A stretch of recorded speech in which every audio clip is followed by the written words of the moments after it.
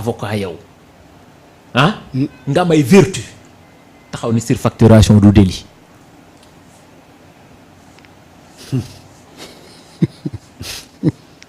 xool li ma la wax. yow ñu ju lay jox parole yow ngay wax yow te nekkoon fi ministre. maanaam fii réewu Sénégal commission rétro commission surfacturation moom la nit ñi doon dunde damay am marché bii boo ma joxu marché ma yàq ko. loolu mooy dëgg. yow même moment boobu ngay toog ay contrat fii de passage maa ngi nii Jean-Michel Azer. yow ti signes un contrat boo xam ne booy xool c'est pour électrifier 1500 villages. moom mu ñëw renégocier ko ba 1700 xaw ma 4 villages 200 et quelques villages de plus. yow amul loo wax ko nga donc il y a pas de nébuleuse. non grand ki ko mën ak ki koy jéem du benn de. non ki ko mën ak ki koy jéem. du benn. kon coow lu yow ngay négocier dara ci 1500 villages man ma ñëw yóbbu ko 1700 kay nga xam ne kon y a problème. les financements 50% day des ci réew mii ñun dañu yàgg rey grand. kon coow lu bëri li ci gars yi di coow yëpp y a rien. wallahi ansim fan la mujj tontu ma rek fan la mujj ñoom dañoo mën a négocier pour négocier kay nañ négocier. affaire Ovidiu Tender sur le bloc de ni ko Saloum offshore ak Sénégal Sud du fi la ñu fekk c'est en 2015 la yàggul. 2015 la boobu kan moo nekk ministre du pétrole yi kii de l'énergie et du pétrole. 2014 Thierno Alassane su ma juumalee juin 2015 la ñëw. te nekkaat na fi ay 1 an et quelque. mais pourquoi pas mënuñu woon renégocier loolu la moo tax renégocier wuñ ko fii gis nañ fi bu ne ñam nañ fi bu ne. xam nañ bu ne lu muy saf. Dakar du fa def ñax sax ci yoon. mais Samba balaa ñuy continuer. waaw l'école des métiers du pétrole moom fu mu toll ba te Macky lancé woon ko. école des métiers. du pétrole. Institut national du pétrole du gaz. waaw institut boobu mu ngi dox. mu ngi waaw institut boobu. xam nga ñu bari dañoo xamul gis nga bi ñuy joxe Ido ultra deep offshore. waay 65 248 kilomètres carrés yooyu. bi ñu koy joxe ci la ñuy wax tënkaale loolu bi ñuy jox bloc bi total. waaw lañ ni ko da ngay tabaxaale benn institut national du pétrole et du gaz au Sénégal buy génne ay ingénieurs pétroliers et consorts. Absolument. mooy fi booy yi di génne actuellement nii moo tax man la ñu ngi ci plateforme yi. kon c'est pas les beaux yeux parce que Sénégal dafa leen neex rek ñu ñëw implanté fii dafa bokk ci ay accords. ok biñ leen di jox suñuy bloc ci loolu lañ ñëwoon samp ko fii. ok mais joxuñu leen ko parce que dañoo mën a négocier wu la nangam ak nangam de. Ido ultra deep offshore superficie yi toll 65 248 kilomètres carrés moom la ñu octroyé woon total. ok. waay c'est en offshore. moom moo gën a xóot moom moo gën a sori. foofu lañ leen joxoon ça n'a rien à voir nag ak ay Rufisque offshore ay Rufisque offshore profond. waaw fii moom ultra deep la mooy fi gën a xóot. fi gën a xóot ci suñu géej. foofu lañ leen joxoon bi ñu leen di jox loolu ci la ñu tënk loolu. loolu moo indi institut national du pétrole du gaz bii ñu tabax ko équipé ko. ok muy fonctionner. mu ngi fonctionner normal di génne ay ingénieurs pétroliers yoo xam ne tey jii ñu ngi ci plateforme yi en offshore. offshore mooy géej gi. dem di xool bu baax a baax li nga xam ne moom lañ fay liggéey. de vrais patriotes aussi. moo tax boo amee ndaw boo xamante ni c'est un patriote ci loo ko teg ni ko liggéeyal ma rek war na loo ko mën a defal.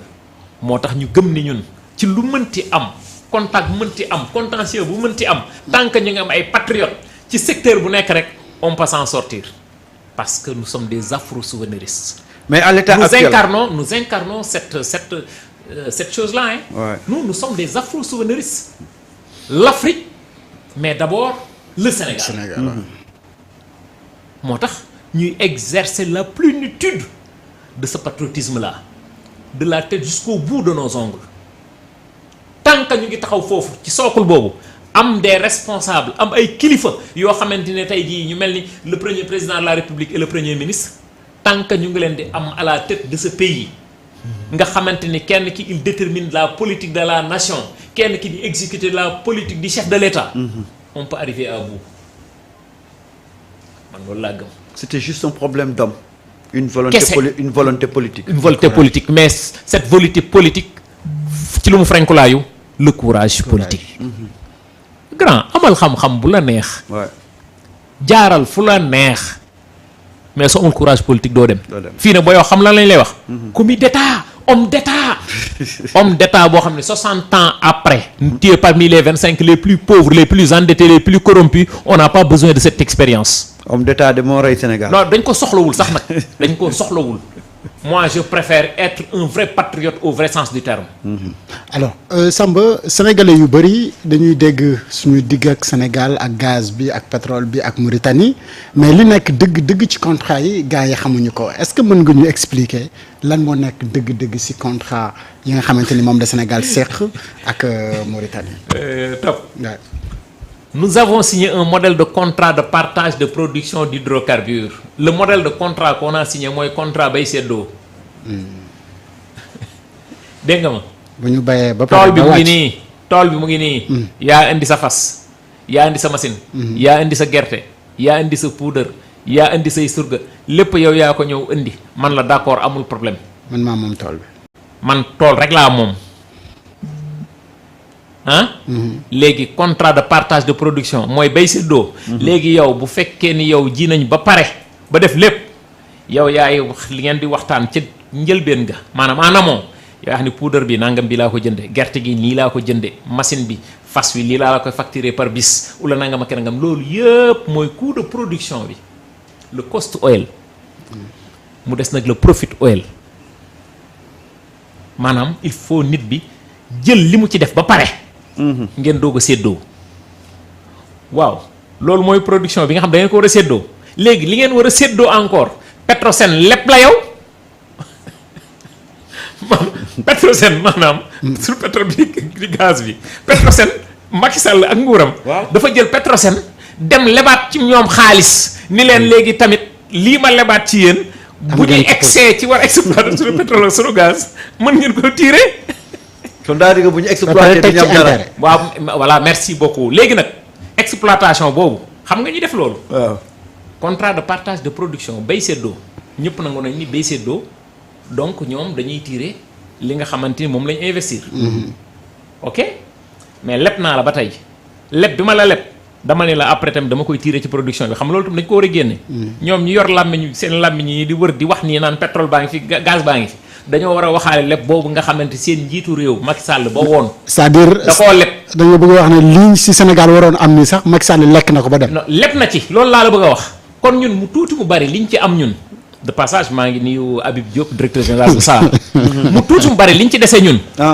ñu ne ñun li ñu am nii dañ koy jël yóbbu raffinerie SAR pour industrialiser ko comprendre maanaam brut la. brut bi ñu am pour raffiner ko mu tuuti mu bari donte bariwul. ñu raffiner ko pour mu am njeexital ci ñun nan lay amee njeexital ci ñun parce que bu ñu ko raffiner mën nañ ciy génne pétrole mën nañ ci génne essence. mën nañ ci génne gasoil. mën nañ ci génne kérosène mën nañ ci génne leneen ak leneen ak leneen. ñu ne bloc bi nga xamante ni li fa nekk ci réserve diggante yaakaar ak teraanga. nga xam ne gaz la. nga xam ne booy xool sax moom moo ëpp li nekk suñu digganteeg GTA suñu digganteeg Mauritanie. gaz boobu lañ ni moom 90%. day des ci biir Sénégal dañ koy pomper pour ñu am suñu souveraineté énergétique. gaz industrie boobu. gaz boobu la ñuy utiliser waat encore pour mu génneel ñu usine urée xam nga urée. oui. gaz boobu ba tey ci perspective yi nga xam moom mooy ñëw mën nañu dem ba génneel ñu nitrate d'ammonium nga xamante ne tey jii ñëpp ñuy def blasting maanaam minage au niveau des mines du monde. dañuy soxla ce nitrate d'ammonium là parce que c'est constitué de 98% d'énergie kon jàpp nañ ne ñun nous avons le potentiel Sangomar bii jàpp nañ tey lañ fa ex du pétrole. am na GPL mooy gaz pétrole liquéfié mooy Proban. mooy gaz GPL ak GNL du benn sunu diggante ak Mauritanie fa la GNL di génn moom la ñuy jël di koy ba à l'export fii am na GPL mooy gaz pétrole liquéfié mooy Proban gaz yi ñuy toggee ci kër yi. kon jàpp nañu ni ñun les vrais enjeux aujourd'hui muy ci courant bi muy ci gaz bi ñuy toggee ci kër yi muy ci lépp loo xamante ni gaz utilisé à l'hôpital. merci beaucoup kon jàpp loo xam ne ñun jàpp nañu ni ñun daf ñoo war a ñoŋal ci sunu consommation ñun Sénégal. ñii fi nekk autorités yu bees yi ci lañ teg seen bët. na ci Sénégalais yi gis ci seen bopp ba pare balaa keneen di ci gis boppam. kon le volume est bon. très bon. grand. man xaw ma beneen secteur de mais man secteur bi ma gis nii wallahi azim réussite baa ngi may seen nii ni ma sama juróomi baaraam yi leere la ma leere parce que ña fa nekk des hommes des femmes du sérail bëgg seen liggéey bi ñu bëgg seen liggéey ba pare am ay autorités yoo xamante ni wax dëgg yàlla lépp loo xamante ni gis nañ ko ci gàllankoor ñu faxasal leen ko. dama yaakaar ni on peut atteindre notre objectif man loolu laa gëm man. moo tax sànq ma ni la les hommes passent les institutions demeurent. Fonctionnaires yi nga xam ne ñoom ñoo continuer nekk foofu ba tey ña nga fa ils peuvent pas en attester ba xam autorités yi fi nekkoon. ak yi fi nekk tey ak gàllankoor yañ doon am bu njëkk ak gàllankoor yi ñu am tey est-ce que ñi ca fi nekkoon doon nañ leen ko faxasal pour ñu continuer def seen liggéey ak ñi fi nekk tey est-ce que ñu ngi leen koy faxasal pour ñu mën a def seen liggéey nous sommes sereins. jàpp nañu nous n'avons que ce pays-là. moo tax d'emblée sànq sama commencement wax ma ne le Sénégal ne se fera que ce qu'en feront les Sénégalais eux-mêmes. Absolument. man damaa jàpp ne tey jii dama am fierté toujours ma di jàkkaarloog sama nawle sénégalais yi. parce que xam naa fi ñu jëlee Sénégal surtout ci secteur bi ak fi ñu ko war a yóbbu moo tax sànq ma ni la c'est pas de la publicité d'ailleurs dinañ invité ñëpp. dinañ invité ñëpp journée porte ouverte yi moom. Sénégalais yëpp dinañ comprendre les vrais enjeux aujourd'hui fan lañ fekk Sénégal fan lañ koy yóbbu naka lañ ko fay yóbboo pour nit ñi mën a comprendre les vrais enjeux. mais mënuñu nekk réew moo xamante ni ay nit dañoo nekk ci ay tappale ils volent les ressources minérales du pays ba pare nga ni les lignes ne vont pas bouger les lignes vont bouger. et c'est une obligation parce que loolu la ñu fi tege la jubbanti. maa ngi door a comprendre lu tax Ousmane Sonko génn. xaw leen mere ne gars yi dañu embourgeoisé wu je n'arrive pas à parce que li nga fi expliqué nii yëpp bu ngeen tegoon fii débat bi konoon yii yëpp ñuy dégg ci penc mi dañu ko gis Samba. waaw mais xam nga chaque chose à son temps. man li ma gëm. non bul nëbbu li ngay nëbbu noonu dinañ ci wax. lan ci contrat yooyu may seen noonu. non li c'est des c'est pas des contrats. C'est pas des contrats mooy li ma la doon wax sànq xam xool li par exemple arrêté 2012 17 le décret 22469 mooy arrêté interministériel bi nga xamante ni mooy li ma la doon wax sànq xoolal 38 milliards xoolal 2010 11 12 13 14 et 15 38 milliards moom la ñu jël pour séddale ko tout le Sénégal mu ngi nii lu may làkk quoi mu ngi nekk ci suuf. mais ci suuf. gars yi ils sont. waaw donc du lu ñuy làkk. 38 milliards 204 millions. 472 152 francs. voilà lii du arrêté 0,99 31 lii nii du 0 xoolal 0,99 31 qui a été signé le 18 juin. 2017 mu ngi nii non 2014. le 18 juin 2014 moom mooy fixer les modalités d'ouverture de fonctionnement de métaux précieux et de pierres précieuses maanaam comptoir or. depuis le 18 juin 2014 fan nga dégg comptoir or fii Sénégal. xaw ma ko dégg. xaw ma ko gisuma ko dégg ma ko. seetaanoo Somisan le directeur général Ngagne Demba Touré. waaw absolument taxawuñ fii ne dañuy taxawal léegi benn comptoir national d'or. et une raffinerie. qui dit mieux.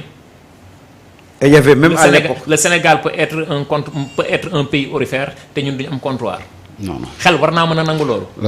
et le débat là quand le débat a été lancé même il y avait quelqu'un qui proposait Gorée comme une zone devant abriter un comptoir. waaw xam nga ñun personnellement li ñu gëm ñun xam nga dañ les ressources naturelles appartiennent au peuple. suñu semi mécanisé dañ leen war a encadrer. tout à fait. dañ leen di encadrer lu fi waaye am ci or comptoir bi nekk fi nga ñëw jaay ko fa ñun gis nañu lépp xam nañu lépp 5 tonnes à 4 tonnes d'or da doon génn ci territoire Sénégal par année mooy ONG russe boobu Suisse bi génnee ni le Sénégal perd 40 à 50 tonnes d'or par en 10 ans ils ont perdu presque 1500 milliards de nos francs CFA illicitement dañuy jël sunu or jaar ak moom dugg ci yenn pays yi nga xamante ni ñoom ñoo nekk as frontière frauduleusement dem seen yoon ñun ñu xam loolu ñun léegi bu ñu créé sunu comptoir jël nos forces de sécurité de défense ñu taxaw ci frontière bi encadré sunu semi mécanisé bi lépp lu waaye am ci or ñëw jaayi ko or bi des ci biir Sénégal lan la ñuy waxati qui dit mieux. le monde entier devise lan moo ko garantir c'est l'or Ouais. boo amee certification RJC côté wu à London's Bullion Makers Association ñoom ñooy réguler le marché des métaux précieux du monde lan ngay waxati naa yem ci comptoir national d'or ak raffinerie mais ñun xam nañ yoon bi ñuy jaar pour yóbbu Sénégal sur l'orbite du développement et li ma lay wax nii Ngagne Demba Touré wax na ci le ministre wax na ci Sénégal war nañoo mën a toog yow fii ba nga juddoo ba tey yaa ngi nii léegi nga am kawar gu weex fan nga fa gis am naa or kay boo weex. xamante dañ ne la or bi comptoir or Sabodor or bi Kédougou la jóge Kédougou kenn mos koo gis de. arrêté baa ngi noonu li ñuy wax ni c'est du factuel mais Momar Ndoye nee na fan ngeen contrat fer bi dox Sénégal ak Chine fan la toll. contrat fer de. fer un contrat yow kii bi nga may wax di internet bi de man dégguma contrat bu Sénégal signé ak Chine ci fer de day laaj dañu ne nous avons des réserves de fer Ouais. 630 millions de tonnes 352 millions de tonnes de fer hématite et 278 millions de tonnes de fer magnétique Ouais.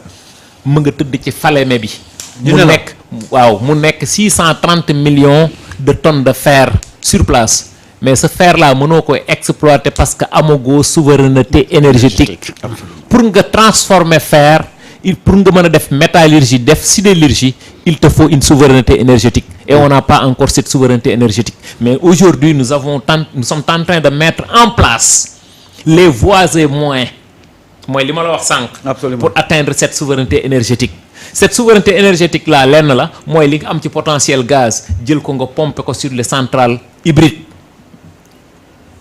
bu SAR génnee fuel nga jël pomper fuel boobu bokkul ak fuel bi nga xamante brut bi nga xam ne da nga ko jënd à l'export indi ko am nga sa gaz nga jël dugal ci centrales yi pomper tey jii nous avons tey jii booy xool au Sénégal li nga xam ne moom la ñu am tey ci teneur sunu lii mu ngi nii mën naa la ko baaxe ba tey caractéristique sunu brut Sangomar nous avons l'un des meilleurs bruts du monde nous sommes presque à 32 degrés API API c'est une échelle exprimant la densité du pétrole que nous avons mu ngi noonu ngay seen nous avons l'un des pétroles les meilleurs pétroles du monde mais Samba sànq da ngay le pétrole conventionnel mu ngi tàmbalee 15 degrés API nous sommes entre 28 et 41 degrés API même dégg naa phosphate ba ca Matam it phosphate bi gën a baax lañ yor fii. grand phosphate de chaux phosphate d'alumine nous avons tout grand nous avons tout mais nous n'avons rien. tout parce que nous avions pas des hommes à la hauteur de ce qu'on attendait d'eux on vient de l'avoir moo tax ma ne la nous avons toujours eu des problèmes de casting de coaching et de monitoring Ouais. ñii xalaatuñu loolu boo leen déglu en les entendant parler nga xam ne ñii sont pas décomplexés moo tax ma ne la nañ leen waxee cette génération décomplexée mais sànq da ngay utiliser ay termes yoo xam cette ne génération d'idées xam nga man ak yow ci benn génération la ñu bokk waaye mais mën nañu bañ a bokk ay vices déedéet. maanaam mën nañu bañ a bokk ay idées am na ñoo xamante ni même tranche d'âge bi la ñu amat ñoom ay Ousmane Sonko mais bokkuñu ci génération bokkuñu idée kon bokkuñu ci génération d'idée bi parce que ñoom am nañ seen perception ils font partie du passé te xamuñu ni ils font partie du passé ah oui